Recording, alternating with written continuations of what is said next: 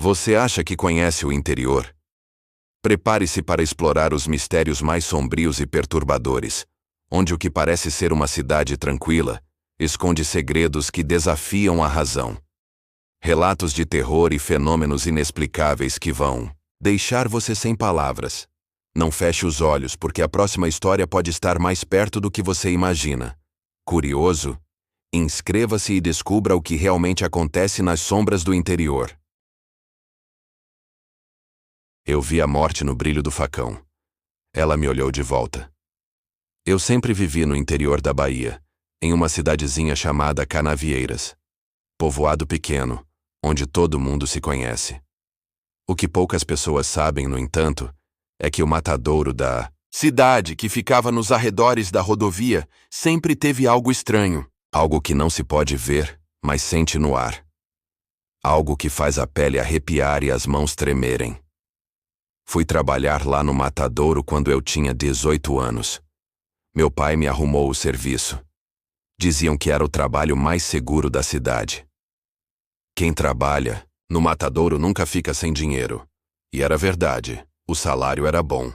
Mas ninguém te avisava o que vem de graça com o trabalho. As coisas que você não pode contar depois que vê.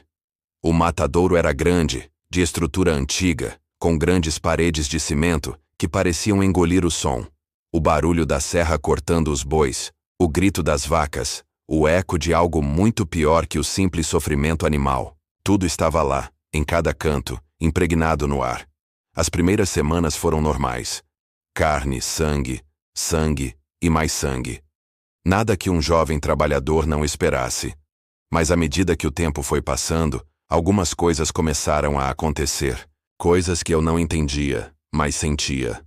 À noite, após o expediente, eu ficava sozinho em um dos setores lavando o chão com uma mangueira. Numa dessas noites, eu vi algo refletido no vidro. Um rosto. Não era humano. Era como se a carne de um animal tivesse se transformado em algo vivo. Mas o pior era que o rosto parecia me olhar. Eu congelei. A água da mangueira caiu da minha mão e fez um barulho, mas a imagem sumiu como se nunca tivesse existido. Fui perguntar para o velho seu Vicente, que trabalhava ali há mais de 30 anos, o que estava acontecendo. Ele não me olhou nos olhos e apenas falou: "Este lugar tem história, muito sangue. A cada facada que se dá, um pedaço do animal vai embora. Mas um pedaço de nós também fica." Naquela noite, fui embora cedo. Mas o que eu não sabia era que aquele seria o último dia normal que eu passaria lá. Na semana seguinte, o pior aconteceu. Já estava tarde e eu estava lavando novamente quando ouvi um som distinto. Era um barulho de passos pesados. Não vinha da área dos bois. Vinha de dentro do prédio, de onde as carnes eram processadas. Fui até lá com uma lanterna. Não tinha ninguém. Mas o barulho aumentava. Então eu vi. O chão estava sujo de sangue, e as lâminas estavam balançando sozinhas. No meio da sala, no centro da área de corte, algo estava se movendo. Era uma sombra de forma humana, mas com o corpo distorcido. Como se a carne estivesse derretendo e se moldando em algo novo. Ela se virou. E me encarou com os olhos negros. A lanterna caiu de minha mão. Eu tentei gritar, mas não consegui. Algo me puxou para o chão e, de repente, eu senti como se estivesse sendo drenado. Como se a minha alma estivesse sendo arrastada para algum lugar muito profundo, onde não há retorno. Desmaiei. Quando acordei, estava fora do matadouro. Não sabia como havia saído de lá. Eu só sabia que algo não estava mais certo comigo. Eu não estava mais sozinho dentro de mim. Havia algo preso em meu corpo. Eu não sabia, mas ele sabia de mim. Nos dias seguintes eu vi mais coisas. Sombras se movendo pelos corredores. Sons de gritos abafados vindo do abatedouro mesmo quando ninguém estava lá. O cheiro da carne. Mais forte, mais enjoativo. Como se estivesse podre e misturado com um odor. Algo mais doce, como o cheiro de uma carne humana em decomposição. No meu último dia de trabalho, as lâminas estavam todas ensanguentadas, e o matadouro, que antes parecia só um lugar de trabalho, agora transpirava uma presença. A sensação de que algo nos observava, de que não estava mais sozinho ali, foi insuportável. Eu pedi demissão e nunca mais voltei. Mas o que aconteceu comigo não acabou. Toda noite, ao tentar dormir, eu sentia o cheiro do sangue, o som das lâminas cortando carne e algo tocando minha pele como se estivesse me arranhando. Eu ouvi sussurros. E uma voz grossa e úmida, me chamou pelo nome. Hoje, depois de tanto tempo, posso ouvir os barulhos sempre que fecho os olhos, sempre que estou em um lugar quieto demais. Os moradores dizem que o matadouro foi fechado após o meu último dia, mas os rumores não param. Falam de coisas vistas nas janelas, de gritos de bois e homens, e de um odor intenso de carne podre que se espalha nas ruas próximas. Agora, eu entendo o que o velho Vicente queria dizer. O sangue, a carne, o cheiro, eles ficam, eles marcam. E de alguma forma, não podemos sair impunes. Ninguém cava um poço com mais de 30 metros à toa, ainda mais num lugar onde nem chove. Me chamo Abílio, mas aqui todo mundo me conhece como Bila. Moro há décadas em um povoado esquecido no sertão baiano chamado Curral do Toco. São poucas casas, nenhuma escola, e um silêncio que corta a alma. Aqui, os dias são secos e as noites... Bem, as noites não são só escuras. Elas escutam. Quando eu era jovem, fui trabalhar numa fazenda abandonada no alto de uma chapada. A propriedade tinha sido da família Moura, mas desde a morte do patriarca, o velho Silvério Moura, ninguém mais quis saber daquela terra. Quem tomava conta do lugar era um sujeito estranho, chamado Seu Godofredo. Era um velho magro com os dedos tortos e os olhos fundos, sempre de paletó preto mesmo debaixo do sol quente. Ele me contratou para cuidar do mato, limpar o galinheiro e vigiar o casarão. Mas o que ele me pediu com mais ênfase foi: não chegue perto do poço, nunca, mesmo que escute coisa vindo de lá. Eu pensei que era só medo de bicho ou acidente. Mas depois da primeira noite ali, eu entendi que era muito pior. O poço era fundo, fundo demais, mais de 30 metros, disseram. Mas não tinha corda, nem balde, nem água. Era só um buraco escuro, cercado por pedras negras e uma grade de ferro antiga trancada com corrente grossa.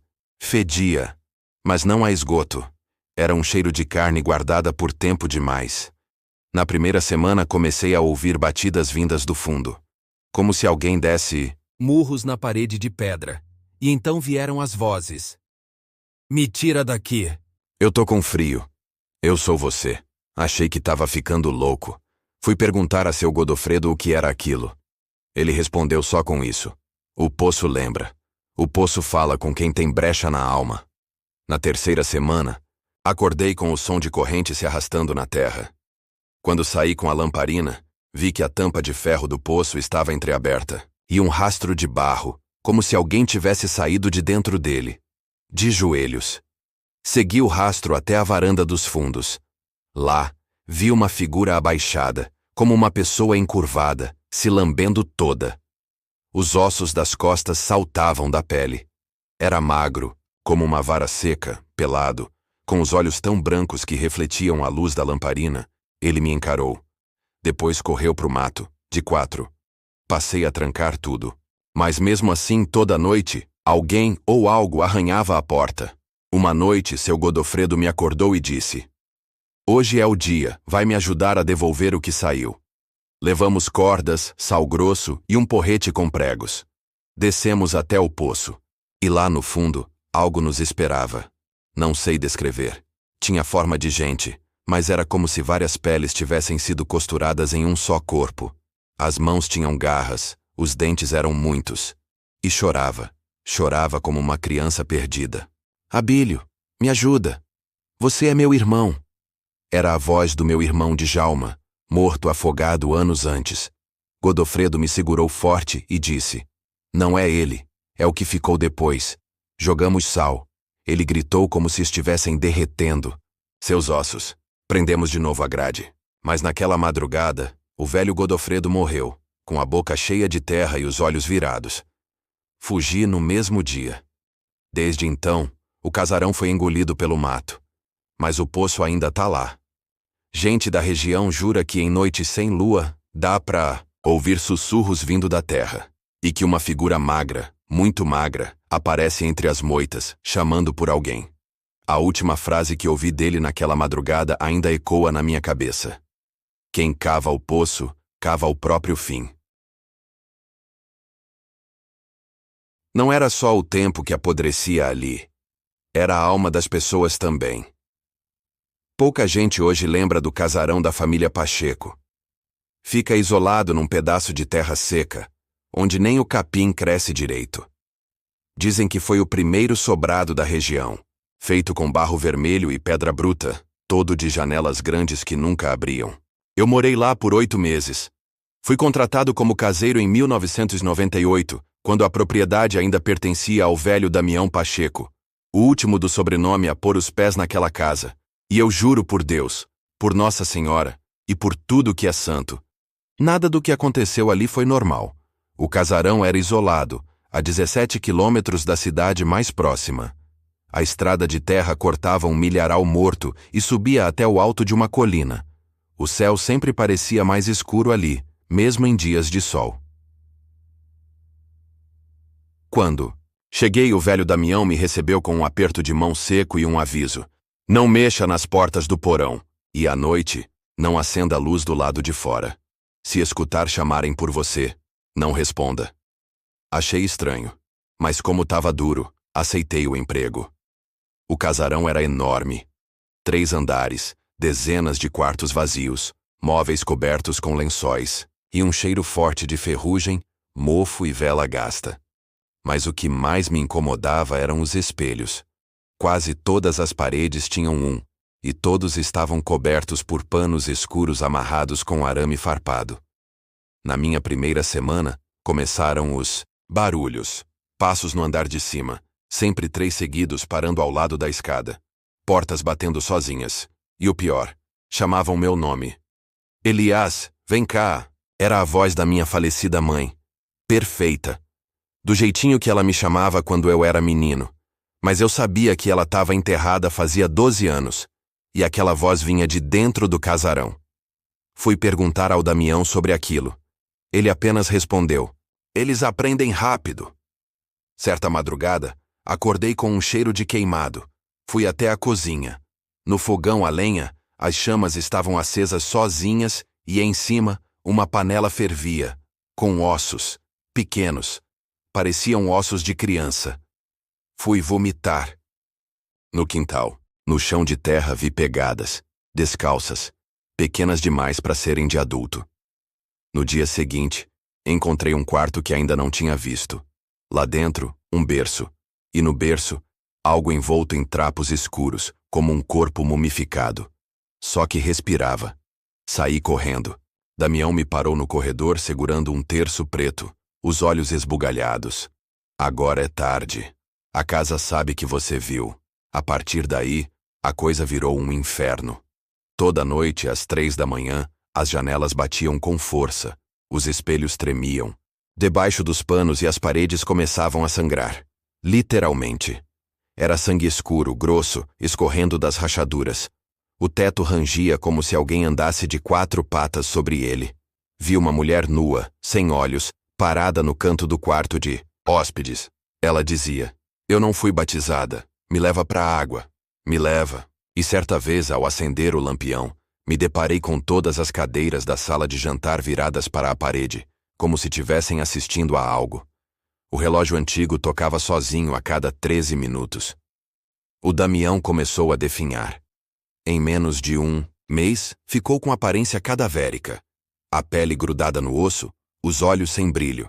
Repetia coisas em línguas que eu nunca ouvi. Certa noite me chamou no porão.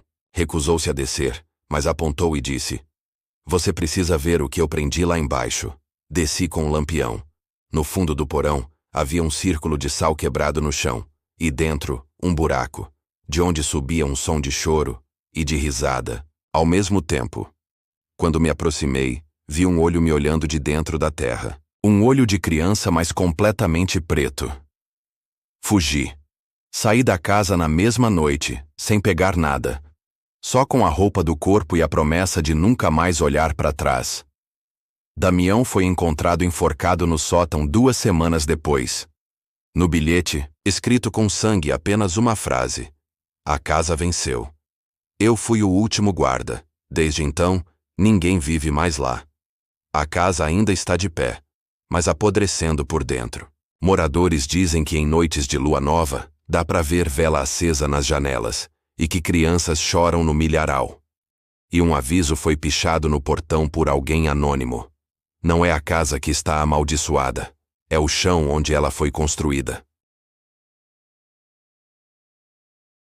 Aquilo ali não era a casa de Deus, era a prisão de algo que Deus virou o rosto para não ver. Dizem que o mal se esconde em silêncio, que ele não chega gritando, quebrando porta, que ele se arrasta em oração, veste batina, finge fé. E é verdade, porque eu vi. Eu servi durante 4 anos no antigo convento de Santa Cecília das Águas, um lugar enfiado no meio do mato, a 2 horas de caminhada da cidadezinha de São Miguel do Prata, no interior de Minas Gerais. Hoje, aquele convento está fechado, lacrado, pela diocese, e quem se aproxima é avisado: não entre, não reze ali, não chame por elas. Mas eu fui. Eu vi. E vou contar. Eu tinha 17 anos quando fui aceita como ajudante de cozinha no convento. Era um lugar velho, de tijolos escurecidos, escondido entre eucaliptos e colinas baixas. Quando cheguei, me lembro da sensação que tive. Não era paz, era opressão. O ar ali parecia parado, pesado, como se o tempo não passasse. Moravam ali 13 freiras e a Madre Superiora, Irmã Rosário. Elas não falavam muito, não sorriam, não olhavam nos olhos. Caminhavam sempre em fila, em silêncio, só falavam em latim. E à noite, à noite, elas cantavam. Não era um canto bonito, era um murmúrio abafado que vinha da capela nos fundos onde nenhum leigo podia entrar. A melodia era grave, baixa demais para uma voz de mulher. E não parava. Começava meia-noite e ia até às 3. Na minha segunda semana comecei a notar coisas. As paredes do convento tinham rachaduras, e de dentro delas escorria algo escuro, como se fosse água suja, mas espessa, pegajosa. As velas da capela se acendiam sozinhas, e de madrugada eu ouvia passos no corredor, mesmo quando todas as freiras estavam trancadas no claustro. Um dia, fui varrer a sala de leitura. Encontrei um caderno. Era antigo, com capa de couro. Dentro, uma letra nervosa e tremida. Ela acordou. Rezamos ao contrário, mas já é tarde. A terra geme. O sangue ferve nas paredes. A madre sorri enquanto os olhos choram. Não me deixem com ela. Não me deixem com ela. Quando mostrei o caderno à irmã Antônia, ela me deu um tapa na boca e rasgou as páginas ali mesmo. Disse apenas: a palavra escrita atrai os olhos que dormem. Na 3ª semana, uma das freiras sumiu. Irmã Laura. Disseram que ela havia voltado para a família, mas encontrei o véu dela enfiado entre as tábuas da parede ensanguentado. O chão do quarto dela estava queimado em forma de cruz invertida. Perguntei à madre. Ela apenas disse: Deus a levou para não ver o que está por vir. Na mesma noite, os sinos da torre tocaram sozinhos, 3 vezes, às 03h33 da manhã. Depois disso, todas as noites eram um inferno. A casa parecia viva. As janelas tremiam sem vento. As estátuas dos santos começaram a mudar de lugar. Uma delas, a de Santa Cecília, apareceu de costas com a cabeça virada como se olhasse por cima do ombro. Na madrugada do dia 8 de setembro, acordei com alguém me chamando. Helena, vem ver o que elas fazem. Era a voz da irmã Laura, mas ela estava sumida. Fui até a porta da capela. Estava entreaberta. Lá dentro, vi todas as freiras ajoelhadas ao redor do altar, vestidas com véus negros. Elas estavam rezando de costas, com a cabeça inclinada para trás em ângulos que nenhum pescoço devia fazer. A Madre Rosário estava, no centro, com uma túnica vermelha, e segurava um objeto nas mãos. Uma criança sem olhos, não era boneca. Era de carne. Estava viva, mas em silêncio, como anestesiada. Ela a ergueu no ar e gritou em latim: Domine, Sanguinem accipimus. Dona nobis potestatem. Senhor, recebemos o sangue. Dai-nos o poder. Foi quando o altar começou a sangrar. Literalmente. A pedra rachou, e o líquido escuro brotou das frestas. Eu corri. Me tranquei no quarto e chorei até amanhecer. No dia seguinte, fiz minhas malas e fugi pela estrada a pé, sem olhar para trás. Fui a São Miguel e contei à paróquia. O padre ficou branco, fez o sinal da cruz e disse: Sabíamos. Mas a igreja não pode intervir quando o mal é mais antigo que ela. 3 meses depois, um incêndio destruiu parte do convento. Mas a capela ficou intacta. Hoje, ninguém entra mais lá. O mato tomou conta. Mas às vezes moradores dizem que à meia-noite os sinos ainda tocam, e que o canto das freiras ecoa na mata, mesmo sem alma viva por perto. E se você andar pela estrada velha, bem no alto do morro, pode ver uma sombra de batina vermelha parada na janela do campanário. Ela ainda espera. Não é bicho, não é gente, e não é algo que você vai ver de dia. Só aparece quando o vento muda e o céu fica parado. Quando as folhas do milharal começam a ranger, como se alguém respirasse por elas. Quando o silêncio começa a doer dentro da cabeça. Eu nasci e cresci no campo. Desde moleque fui criado no meio de roça, enxada, gado e poeira vermelha. Nunca tive medo de mato. Dormia no sereno, subia em árvore à noite, nadava em açude com a água escura como carvão. Mas nada do que vivi, chega perto do que aconteceu em 1998, na fazenda do meu tio, a Santa Vitória, em Passa Pedra, interior de Goiás. Naquele ano, minha mãe adoeceu, e eu fui passar uns meses ajudando meu tio com a colheita. Ele tinha um pedaço de terra grande, mas o que mais tomava espaço era o milharal. Era imenso.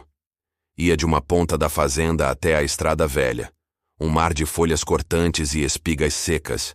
E quem conhece sabe. Milharal à noite é outro mundo. A gente não vê um palmo à frente. O som das folhas mexendo parece sussurro de gente. É sufocante. Tem cheiro de coisa viva. O tio sempre dizia: não entra no milharal depois que o sol cai. Ele muda de noite. Tem coisa ali que não é do dia. Eu achava que era só superstição de gente velha. Mas depois da segunda semana, comecei a notar certas coisas. As espigas no meio do milharal estavam sendo quebradas em círculos, como se alguém passasse por ali sempre, do mesmo jeito. Pegadas. Sim, mas não eram normais. Eram como de gente descalça, mas com dedos compridos demais e com uma marca funda no centro, como uma fenda, ou cascos rachados. Começamos a ouvir sons. Primeiro baixos, como choros abafados. Depois, risadas secas, vindas do meio da plantação, onde não havia ninguém. Mas o pior foi a madrugada do dia 11 de agosto. Estávamos dormindo quando os cachorros começaram a uivar de um jeito que eu nunca tinha ouvido. Eles rosnavam, mas com medo. Um dos cães tentava entrar debaixo da cama gemendo. Fui até a varanda com meu tio. Estava tudo parado. Sem vento, sem grilo, sem coruja. Nada. O milharal, lá adiante, parecia respirar. As folhas se moviam devagar, como se alguém estivesse caminhando entre elas, sem quebrar um galho sequer. Foi quando escutamos: Pedro. Uma voz baixa, de mulher. Mas vinha de dentro da plantação. A voz me chamava como se me conhecesse. Eu olhei para o meu tio. Ele empalideceu. Não responde, e não entra. Seja o que for, não olha direto para ela. No outro dia, encontrei perto do milharal um laço de fita vermelha, igual ao que minha irmã usava quando era criança. Só que minha irmã tinha morrido em 1989. Pensei que alguém estivesse me pregando uma peça, até que o primo do meu tio, o Zeca, sumiu. Ele tinha ido buscar um galo que tinha fugido para o milharal. Isso era umas 18 horas. E não voltou. Procuramos até quase meia-noite. Chamamos pelo nome. Nada. De manhã cedo, encontramos Zeca deitado no meio do milharal, nu, em posição fetal, com o rosto coberto de terra. Os olhos estavam abertos, mas secos, como se tivessem sido queimados por dentro. E em volta dele, o chão tinha pegadas fundas em círculos, como se alguém tivesse andado ali a noite toda. Zeca não falou mais. Ficou catatônico até morrer, 3 semanas depois. Mas na última madrugada, antes de falecer, ele disse uma única frase olhando para o teto do hospital. Ela anda entre as folhas, esperando quem chama por ela. Depois disso, o tio mandou cercar o milharal com arame farpado. Mas mesmo assim, de vez em quando, a gente via rastros entrando sozinhos no mato. Um dia, um porco apareceu com as patas quebradas, como se tivesse sido puxado pelas pernas por uma força imensa. Os ossos estavam virados ao contrário. No fim do mês, eu fui embora. Mas levei uma lembrança comigo. Um mês depois, na minha cidade, acordei de madrugada com o som das folhas secas mexendo do lado de fora da minha janela, mesmo sem ter plantação por perto. E alguém, lá embaixo, me chamou sussurrando.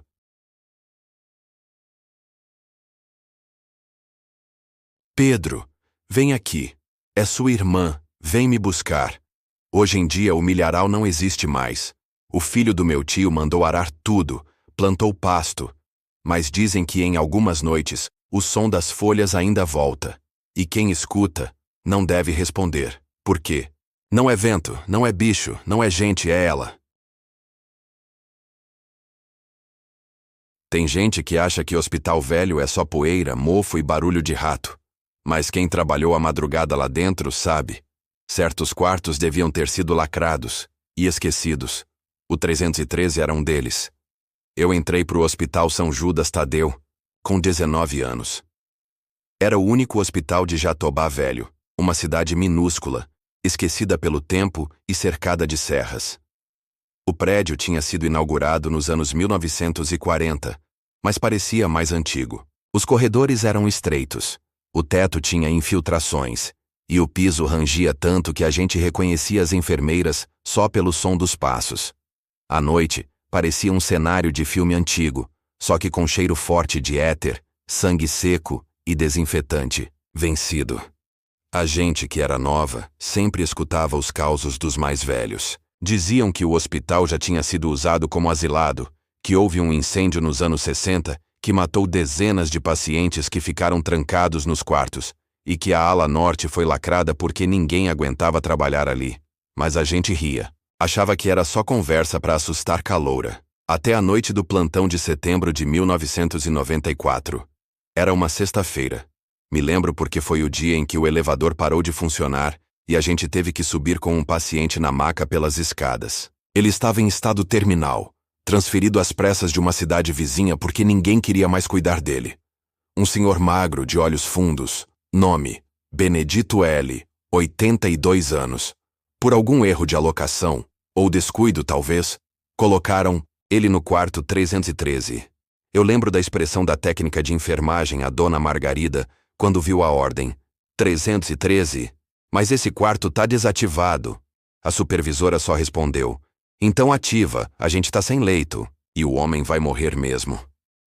Quando entrei no 313 pela primeira vez, meu corpo todo reagiu como se tivesse sido jogado em água gelada. O quarto era escuro, mesmo com a luz acesa. A janela estava emperrada, e o ar parecia denso, quase sólido. Tinha cheiro de mofo e alguma coisa antiga, como couro podre. A pintura das paredes estava descascando, e no canto havia uma mancha escura que parecia ter vazado do teto. Um crucifixo pendia torto na parede, e no chão, sob a cama de ferro, tinha algo que parecia um chinelo infantil. Velho, enegrecido, deformado. O paciente foi deixado ali, gemendo baixo. Quase não reagia. Durante a noite fui escalada para cuidar dos andares de cima, e isso incluía o 313. Às 2h30 da madrugada, a campainha do quarto tocou. Mas o Benedito não conseguia se levantar, nem apertar botão. Mesmo assim, fui. Quando cheguei, o quarto estava com a luz apagada. E isso me assustou, porque eu tinha deixado acesa. Ao acender de novo, encontrei o Sr. Benedito sentado na cama, olhando fixamente para o canto do quarto. E ali, na sombra, havia uma figura. Eu achei que era algum móvel ou erro de iluminação. Mas depois vi. Era alguém agachado, imóvel. Tinha o tamanho de uma criança, mas o corpo era encurvado, a cabeça grande demais, e os olhos eram brancos, sem íris. Tem alguém aqui? Perguntei com a voz trêmula. O velho então virou lentamente o rosto para mim e disse: Ela tá esperando a hora dela. Como todas as noites, na mesma hora, a luz piscou. A figura no canto desapareceu com um estalo seco. E Benedito começou a gritar. Gritava como um bicho ferido, repetindo: Não deixe ela subir! Pelo amor de Deus, não deixe ela subir! Corri, chamei a técnica, o segurança, e quando voltamos, o velho estava morto. Mas o mais estranho, estava de joelhos, no chão, como se tivesse implorado até o último segundo. Os olhos estavam abertos, rasgados nos cantos e a boca, como se tivesse tentado engolir algo que não estava ali. A autópsia depois disse: parada cardíaca. Mas eu vi sangue escorrer das unhas dele. Ele arranhou a própria pele até sair sangue. Fizemos o que tínhamos que fazer. Tiraram o corpo, lacraram o quarto. De novo. Mas, na noite seguinte, a campainha do 313 voltou a tocar. O quarto estava vazio. Cortaram a energia do quarto. Ainda assim, a luz acendia sozinha às 3h13 da madrugada. E o interfone da recepção registrou 3 noites depois uma ligação vinda do ramal 313. A gravação captou apenas um sussurro. Agora é você. Depois disso, 4 pessoas pediram transferência. A técnica Margarida nunca mais voltou. Eu mesma só continuei porque precisava do salário. Até o dia em que fiquei presa sozinha no andar durante um blackout. Ouvi passos vindo do corredor. Pequenos. Irregulares. Como se algo estivesse se arrastando atrás da porta do 313. Na semana seguinte, pedi demissão. Hoje, o hospital é um esqueleto abandonado. Fechado há anos. Mas se alguém passar ali às 3h13 da madrugada, dizem que a luz do 313 ainda acende. E se você tiver coragem de entrar, pode ouvir alguém no escuro dizendo: Não me deixe sozinha aqui. Ninguém nasce preparado para ver a morte de perto todo dia. Eu só aguentava porque, no fundo, sempre achei que corpo morto é só corpo. O que eu não sabia era que tem uns que não aceitam estar mortos. Eu trabalhei no necrotério municipal de Palmeiral Velho por quase 27 anos. Era um prédio simples, isolado, com telhado de amianto e janelas altas demais para olhar para fora. Lá dentro fazia sempre frio, mesmo no verão. Frio úmido, daquele que parece que cola no osso da gente. A gente atendia tudo. Atropelado, baleado, afogado. E até os que a gente não sabia dizer o que era. Esses eram os piores. Chegavam com os olhos abertos demais, pele estranha, como se tivessem sido puxados de outro lugar. Tinha um que chegou um dia com a pele cinza azulada, os pés queimados e os dedos todos tortos, como se tivesse se agarrado em algo antes de morrer. Só que ele tinha sido encontrado no meio de um pasto limpo, sem um galho sequer. Mas o caso que eu vou contar aqui aconteceu em 1998, e foi o único que me fez pedir aposentadoria imediata. Naquela época, Palmeiral estava passando por uma crise. Tinha dado enchente, morrido criança, gente desaparecendo nas roças. E foi numa dessas madrugadas que o rádio da recepção anunciou que estavam trazendo um corpo encontrado numa estrada rural. Homem sem documento, aparentemente atropelado. Só que o curioso era, ninguém sabia de carro passando por lá. Quando o corpo chegou, eu soube que tinha algo errado. O saco preto veio lacrado, mas se mexia por dentro. O rapaz que ajudava na remoção falou: Deve ter ar entrado. Gases. Essas coisas. Mas eu sabia. Gás não faz saco vibrar como se alguém estivesse batendo de leve por dentro. Mesmo assim, seguimos o protocolo. Coloquei ele na mesa de metal e abri o zíper. Primeira coisa que senti foi o cheiro. Mas não era de decomposição. Era um cheiro de coisa guardada por muito tempo, encardido, como umidade velha de porão. O corpo era de um homem alto, magro, com o rosto parcialmente desfigurado. Mas o que me perturbou foi a ausência completa de olhos. Não estavam furados, nem comidos. Era como se nunca tivessem existido. Tinha uma cicatriz estranha no peito. Um símbolo. Como se tivesse sido marcado a ferro. 3 círculos entrelaçados. Na hora, achei que era ritual.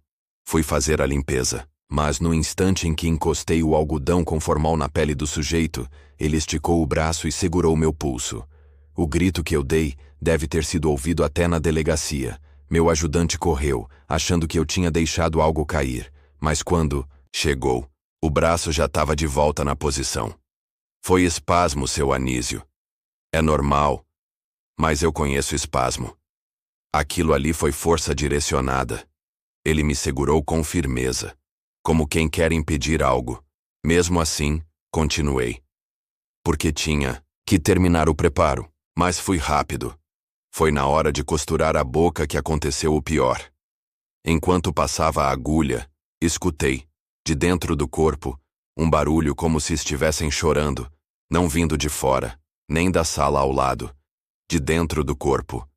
E o som não era humano, era infantil, agudo, e dizia baixinho: "Pai, tá escuro aqui." Quase deixei a agulha cair. Olhei para a mesa. O corpo estava ali, imóvel. Mas do canto do olho, juro que vi uma mãozinha pequena segurando o tornozelo do morto debaixo da maca. Quando me abaixei para ver melhor, não havia nada. Só o chão frio e molhado. Terminei o serviço, mas fiz o sinal da cruz. E deixei o corpo no armário refrigerado, na gaveta 4. Às 3 da manhã, acordei em casa com meu telefone tocando. Era o segurança do necrotério. "Seu Anísio, o senhor pode vir aqui, por favor?" O corpo da gaveta 4 sumiu. Fui correndo. Cheguei lá e a cena era surreal. A porta da gaveta 4 estava escancarada, mas sem sinais de arrombamento. E havia pegadas molhadas saindo dali, indo até o fundo da sala de autópsia. Pegadas pequenas. De criança. No canto da sala, atrás do armário de instrumentos, encontraram o corpo, sentado. Com os olhos de vidro que a gente ainda nem tinha, colocado e a boca costurada já rasgada. No peito, em cima do símbolo dos 3 círculos, alguém ou algo tinha arranhado a palavra "Voltei". O segurança vomitou. Eu desmaiei. A perícia disse que devia ter sido algum vândalo. Invasão. Mas ninguém soube explicar como entraram. As câmeras não mostraram nada. E desde aquela noite, nunca mais consegui ficar sozinho em lugar fechado. Às vezes, no meio da madrugada, ainda escuto aquela voz, misturada ao barulho do vento. "Pai, tá escuro aqui." E eu sei que não era o morto falando. Era quem veio com ele. Tem coisa que a gente não devia cutucar, nem que pagassem em ouro. E naquele tempo eu era teimoso. Achava que homem não devia ter medo de história de velho. Aprendi da pior forma que o medo é a única coisa que mantém a gente vivo por mais tempo. Era o ano de 1994. Eu estava cuidando de uma propriedade grande, com uns 40 alqueires, onde tinha uma igrejinha antiga, abandonada, escondida no meio da mata. Ninguém mais usava ela fazia décadas, desde que o padre que cuidava dela se enforcou no altar. Diziam que foi por causa de uma criança que morreu afogada num poço ali atrás. Um poço que ninguém mais usava e que estava tampado com cimento grosso. A história era conhecida por quem morava perto, mas ninguém falava muito. Era o tipo de coisa que o povo do interior só cochicha. O poço amaldiçoado, chamavam. Diziam que depois da morte da menina, o padre começou a ouvir a voz dela toda noite, chorando. E que ele surtou. Escreveu a palavra "desceu" com sangue na parede da sacristia antes de se matar.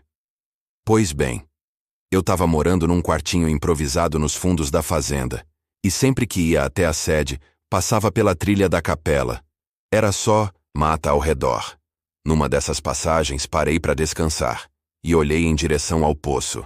Mesmo tampado, eu juro que ouvi um barulho de água borbulhando, como se alguma coisa lá embaixo tivesse acordando. Tentei ignorar, mas comecei a ter sonhos, com a tal menina. Uma menina de cabelo molhado, com um vestido branco rasgado que ficava parada no meio do mato, com a cabeça pendendo de lado, me encarando sem piscar. sempre do mesmo jeito.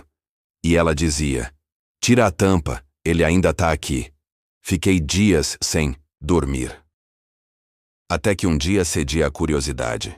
Levei uma marreta. Achei que era só o medo me pregando peça, que o tampão não ia ceder. Mas cedeu. Com 3 marretadas, o cimento rachou.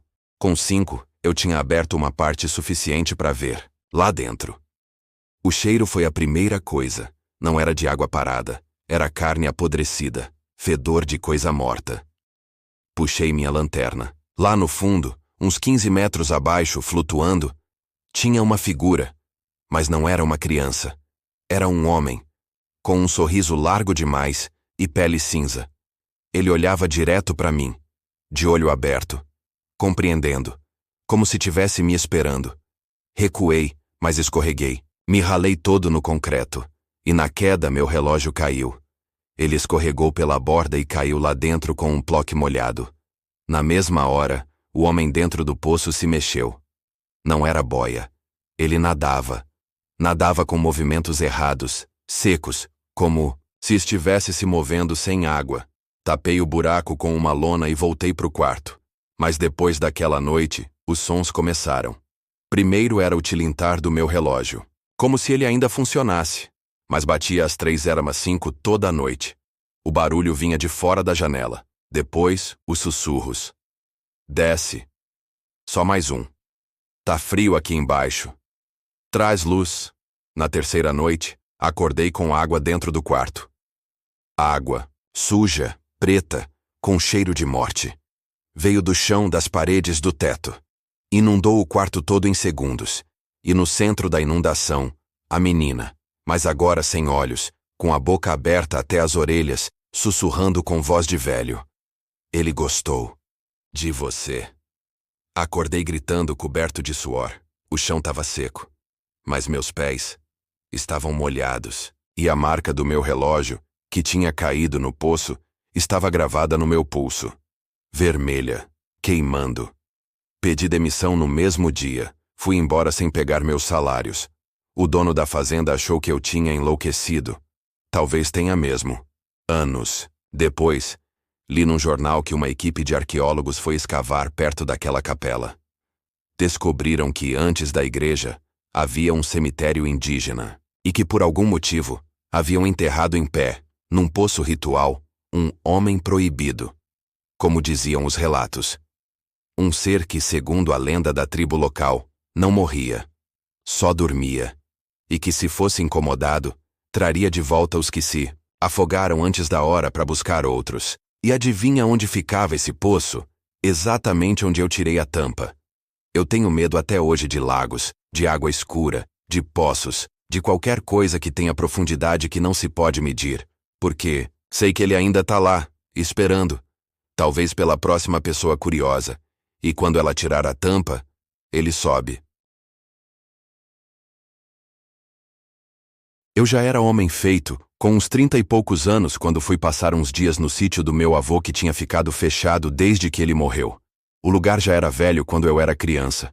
Imagina depois de 10 anos sem ninguém por lá. O telhado gemia com o vento, o mato tomava conta do terreiro, e o cheiro... Meu Deus, aquele cheiro de coisa parada, de madeira úmida, de tempo acumulado. Lembro que cheguei num fim de tarde. O céu estava ficando roxo. Aqueles tons de tempestade se armando no horizonte. E o silêncio. Era um silêncio que incomodava, porque parecia que até os bichos do mato estavam com medo de fazer barulho. A casa ficava no alto de um morro, cercada, por mata fechada de um lado e uma pastagem do outro, com um curral caindo aos pedaços e uma figueira seca bem na frente. Uma árvore que nunca mais deu folha depois da morte da minha avó. Levei só o básico, uma lanterna, um cobertor, umas marmitas e um rádio de pilha. Ia passar só 2 dias ali, revisando umas ferramentas que ficaram guardadas no paiol. Mas na primeira noite, algo aconteceu. Algo que eu nunca mais consegui explicar sem ficar arrepiado. Fui deitar cedo. Não tinha luz, só o lampião a gás. Deixei ele aceso no canto do quarto onde dormia meu avô, um quarto pequeno, com uma cama de madeira que estalava com qualquer movimento. O armário ainda estava lá, trancado. uma cadeira de balanço no canto. E no criado mudo, uma Bíblia velha, toda marcada com fita de cetim. Adormeci rápido, mas acordei de supetão no meio da noite, com a sensação de que alguém tinha me chamado. Um sussurro fino, quase de criança, dizendo meu nome. João. Abri os olhos. O lampião ainda aceso. A porta entreaberta, mas o vento estava parado. Levantei, olhei o terreiro pela janela. Nada. Só escuridão. Mas aí, quando fui me deitar, de novo, ouvi a cadeira de balanço se mexer sozinha no canto do quarto, lentamente, com aquele rangido que parece um grito preso na garganta. Tem alguém aí? Perguntei alto com a voz falhando. O som parou. Mas aí, veio de novo. Só que dessa vez não era só o som da cadeira. Era um choro fino como de mulher, vindo do armário. Congelado, eu só conseguia acender a lanterna e apontar. O armário trancado. Mas o som estava ali dentro. Choro abafado. Soluços. Como se alguém estivesse trancado lá. Peguei a chave que ficava pendurada na parede. Me aproximei. Devagar. O coração parecia que ia arrebentar o peito. Quando coloquei a chave na fechadura, o choro parou. Silêncio total. Como se tudo tivesse evaporado. Mas quando abri, não tinha ninguém. Só uma velha camisola branca pendurada num cabide. E uma boneca sem olhos, encostada no canto inferior. Eu não lembro de ter deixado aquilo ali. Nem minha avó gostava de boneca. Fechei e tranquei de novo. Dormi o resto da noite encolhido com o lampião aceso até acabar. Mas isso foi só a primeira noite. Na segunda, a coisa piorou. Bem pior. Juro por tudo que é mais sagrado que eu vi. Meu avô atravessando o corredor da casa, mas ele morreu em 1983 de derrame. Eu vi ele com a mesma roupa do enterro, camisa de linho, calça de tergal cinza, descalço. Ele não andava. Ele deslizava. E passou na frente do quarto, sem me olhar. E ele carregava a mesma Bíblia que estava no meu criado mudo. Corri até o corredor. Nada. Tudo frio. As paredes suando. E então, as portas do armário começaram a bater, sozinhas. Trancadas. Mas faziam um barulho como se alguém de dentro estivesse chutando, querendo sair. Fui embora naquela mesma madrugada. Nem peguei minhas coisas. Dias depois, quando mandei o compadre Zé buscar minhas coisas com o trator, ele voltou pálido. Disse que tinha achado marcas de mãos nas paredes do quarto, mas eram pequenas demais para serem de adulto. E todas viradas, para baixo, como se estivessem sendo arrastadas. Até hoje aquela casa tá lá. Ninguém mais teve coragem de morar. Dizem que o terreno secou. Nem capim nasce mais ali. E a figueira seca? Pois é. Uma vez por ano, sempre no mesmo dia da morte do meu avô. Ela sangra. Gotas vermelhas escorrem do tronco rachado. E ninguém sabe dizer por quê. Eu vi o que vi. E conto porque talvez alguém precise saber que tem coisa que não é desse mundo, escondida bem perto da gente, só esperando a porta certa abrir. Caminhar pelos trilhos depois da meia-noite, vai ouvir. O apito, o ranger e os gritos. Sempre os gritos. Meu nome é Joelton, e este relato não é para assustar ninguém, é para avisar. Porque tem lugar neste mundo que parece ter sido esquecido até por Deus, e a velha ferrovia de Tremedal, no sudoeste baiano, é um desses lugares. Eu trabalhei ali por 12 anos. Era vigia da estação depois que ela foi desativada. Não tinha mais trem passando, só o prédio antigo, os trilhos enferrujados e uma solidão que abria buraco na alma. Muita gente dizia que eu era doido por aceitar aquele serviço, mas eu precisava do dinheiro. E no fundo, achava que era só superstição de povo do mato. Me arrependi do primeiro ao último dia. A estação de Tremedal foi construída no início do século XX. Dizem que a construção foi feita sobre um cemitério indígena e que mais de 30 operários morreram durante as obras, acidentes, quedas, sumiços inexplicáveis. Mas isso nunca entrou nos jornais. A ferrovia foi fechada em 1996, oficialmente por abandono e falta de demanda. Mas o povo do vilarejo dizia outra coisa. Diziam que um trem passou uma noite sem maquinista, sozinho, atravessando os trilhos com os vagões vazios, fazendo um barulho que parecia vir do inferno. Depois disso, ninguém quis mais trabalhar por ali. Quando comecei como vigia, fui avisado por seu Clementino, o último funcionário da estação antes de mim. Não é o mato que assusta ali, Joelton. É o que vem debaixo dos trilhos. E não olha nos olhos se você ver alguém. Achei que era só papo de velho. Mas naquela primeira semana, às 2 da manhã em ponto, eu ouvi o apito de um trem. Era longo, profundo e vinha do nada. Só que eu estava sozinho. Não havia trens. Há décadas, fui até os trilhos com a lanterna e vi as pedras vibrando, como se algo estivesse passando. Mas nada passava. Só o ar se movia, pesado, abafado, como se o próprio tempo tivesse parado. As noites seguintes foram piores. Comecei a ver luzes, distantes, como faróis de trem, se aproximando e depois sumindo. Sons de passos metálicos nos corredores da estação abandonada. E vultos. Muitos vultos. Sempre no canto do olho. Sempre nas sombras. Certa noite, eu estava no antigo depósito da estação, onde guardavam ferramentas enferrujadas. Fiquei lá porque o vento estava forte e pensei que era mais seguro. Mas o que eu não sabia é que ninguém ficava naquele depósito por muito tempo. Comecei a ouvir vozes. Fracas, sussurradas, como de alguém chamando por ajuda.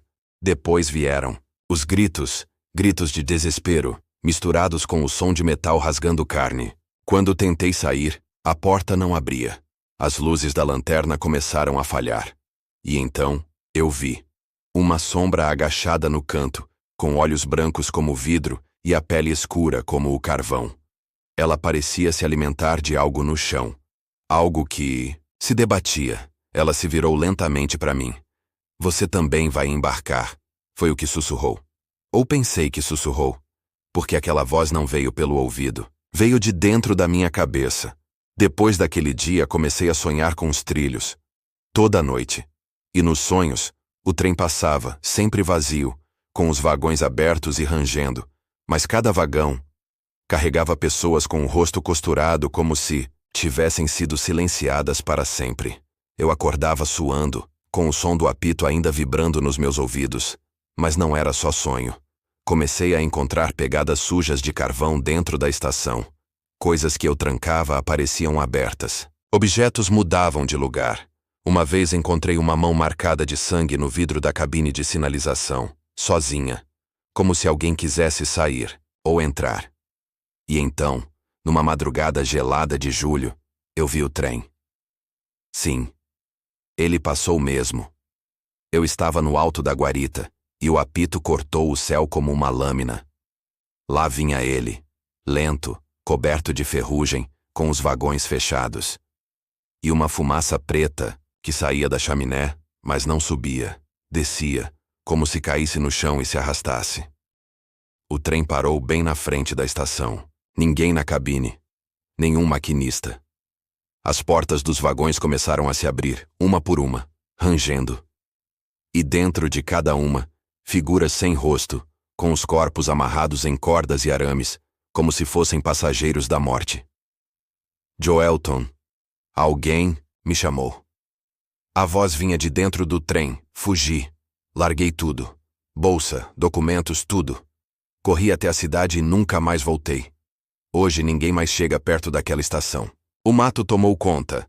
Dizem que ouvem o trem em noites de neblina, e que se você estiver sozinho na estrada de terra que passa perto dos trilhos, o trem aparece, mesmo sem trilho nenhum por ali. Alguns jovens que foram se aventurar não voltaram. Um deles, o corpo foi encontrado deitado nos trilhos, com marcas de roda de trem. Mesmo sem nenhum trem de verdade passar por ali há 30 anos. Eu não durmo mais bem. E toda noite, ouço o apito ao longe. E se você algum dia for ao interior da Bahia e passarem por Tremedal, não siga as trilhas até a estação velha. Porque se ouvir o som de um trem vindo do nada, já será tarde demais.